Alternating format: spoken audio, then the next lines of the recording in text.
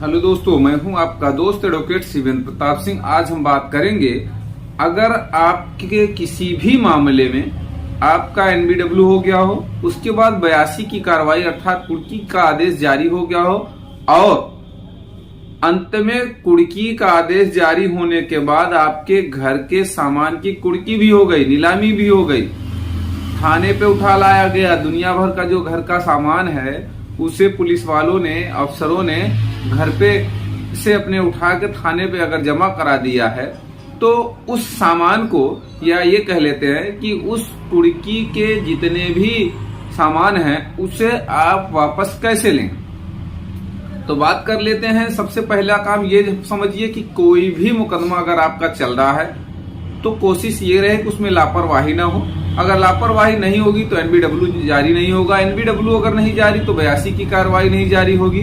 कहने का ये मतलब है कि किसी भी मामले में अगर आप अभियुक्त हैं, अगर आपको अभियुक्त बनाया गया है, तो माननीय न्यायालय में उपस्थित होकर आप अपनी जमानत करा लें। अगर जमानत नहीं कराएंगे या आप कोर्ट में हाजिर नहीं होंगे, तब इसी कंडीशन में आपके खिलाफ 82 की कार्रवाई जारी होती है।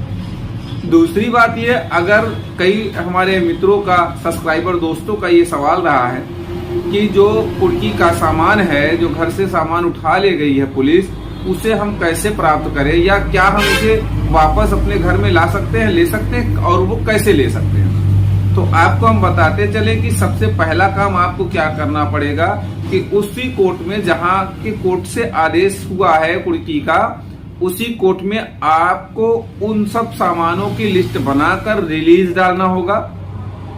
जैसे अन्य चीजों को आप रिलीज कराते हैं कोर्ट से, और कोर्ट को जब लगेगा कि भाई इनका सामान है, इन्हीं का है, इनको वापस कर दिया जाए, अब ये हाजिर होंगे मुकदमे में, तो भाई कोर्ट वो आदेश करेगा, तब आपको थाने से सामान आपका मिलेगा। जो कैश हुआ होगा वो कैश भी मिल जाएगा, जो और अन्य सामान है, गृहस्थी के सामान है, वो भी वापस कर दिए जाएंगे पुलिस के द्वारा। लेकिन वो आप आदेश जब कराएंगे रिलीज का, रिलीज प्रार्थना पत्र जब डालेंगे, वो ऑर्डर होगा बहस होके, जब आदेश करा लेंगे तो सारा सामान आपको वापस कर दिया जाएगा।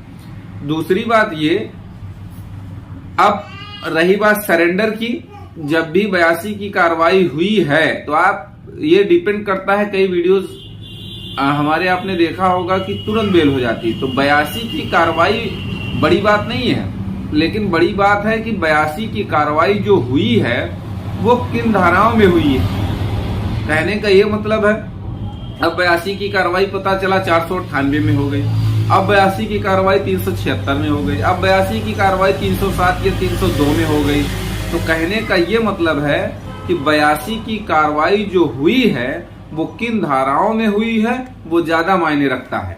क्योंकि जरूरी नहीं है कि हम या हमारे कोई और अधिवक्ता बंधु कह दें कि भाई 82 की कार्रवाई के बाद भी बेल हो जाएगी बड़े आसानी से, ऐसा है वैसा है। तो कहने का मतलब ये नहीं है। आप ये समझिए, चाहे मैं कह रहा हूं चाहे कोई भी कह रहा है, कि 82 की कार्रवाई होने के बाद भी आपको बेल मिल जाएगी और आसानी से मिल जाएगी। वो किन धाराओं की वजह से हम कह रहे हैं।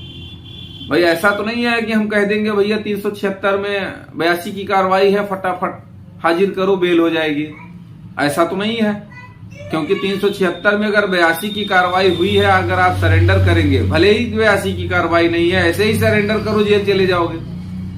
तो कहने का ये मतलब है कि कौन सी धारा में आपकी 82 हुई है, उसके अकॉर्डिंग होती है कि आपको जमानत तुरंत मिलेगी या नहीं मिलेगी। और एक चीज, दूसरी बात ये समझिए कि हमने ऑलरेडी कई वीडियोस डाल रखा है कि अगर आपकी 82 की कार्रवाई हो गई है तो ऑनरेबल हाई कोर्ट से आप पहले 82 पे स्टे ले लें, ताकि कुर्की होगी ही नहीं आपके घर की। जब 82 पे स्टे ले लेंगे उसके बाद सरेंडर करिए।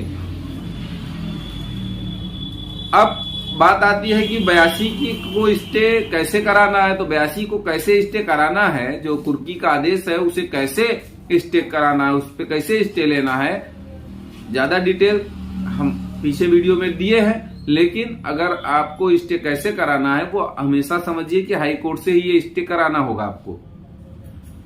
ज्यादा और इसके बारे में डिटेल से जानना चाहते हैं तो दिए गए नंबर पे आप फोन से बात कर सकते हैं, सारी डिटेल आपको मिल जाएगी। उम्मीद करता हूं, आशा करता हूं आज की यह जानकारी आपको पसंद आई होगी। अगर जानकारी पसंद आई तो वीडियो को लाइक करिए, शेयर करिए। यूट्यूब चैनल SP 72 कानून प्रयागराज को जरूर सब्सक्राइब